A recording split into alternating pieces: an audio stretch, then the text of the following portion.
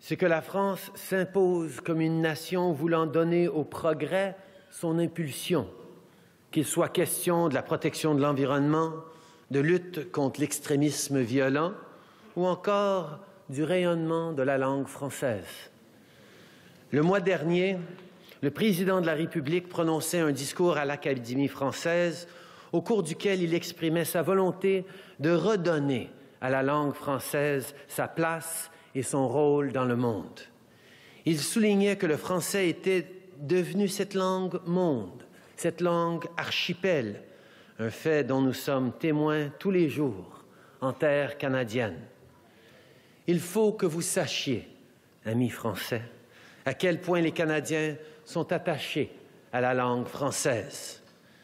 Ceux dont elle est la langue maternelle, ceux qui l'ont apprise, ceux qui, sans la parler, inscrivent leurs enfants dans des écoles d'immersion française, ou même ceux qui sont tout simplement très fiers de compter cette langue internationale, cette langue de culture, cette langue si belle comme l'une de nos 2 langues officielles.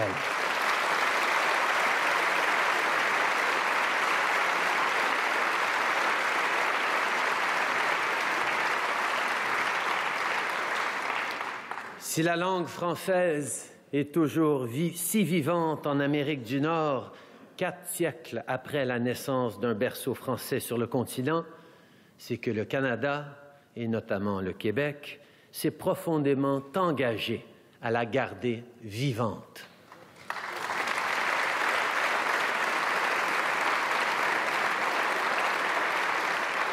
La France, comme le Canada, se doivent aujourd'hui de faire de cette langue un outil de modernité, de travail, de prospérité. Comme le soulignait l'écrivaine acadienne Antonine Maillet, première lauréate canadienne du prix Goncourt, « Un arbre est plus qu'un arbre. Il est tronc, racines, sève, feuilles, fruits, vent dans les branches, nid d'où s'échappent les oiseaux du ciel. C'est la plus belle image que m'inspire la francophonie. »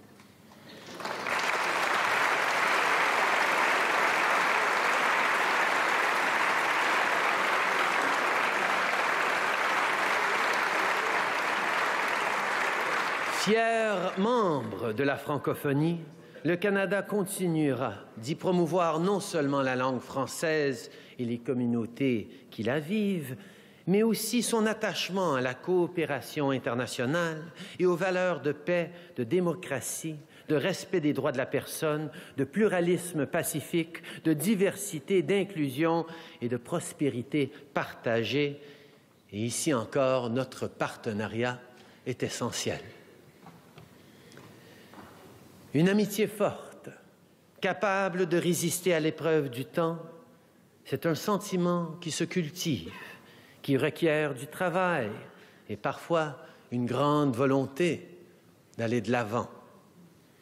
J'ai été témoin de cette volonté lorsque le Canada et l'Union européenne ont conclu l'accord économique et commercial global.